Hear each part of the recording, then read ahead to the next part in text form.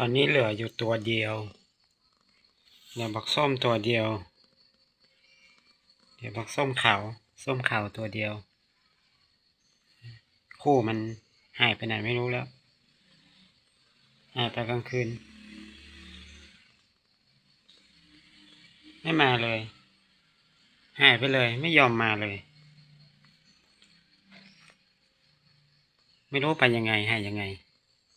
ไม่มีร่องรอยเลยในการหายไม่รู้หายไปยังไงเพราะว่าแถวรอบๆนี้ก็จะมีป่านะเป็นป่าต้นไม้เยอะแต่คิดว่า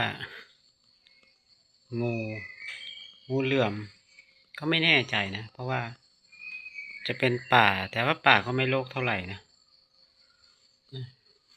เดี๋ยวตัวเดียวตัวเนี้ยไม่เคยก็ให้นอนข้างนอกไม่เคยนะเขาก็ยังอยู่ตอนเช้าเขาก็ยังกลับมาเขาก็ไม่หนีไปไหน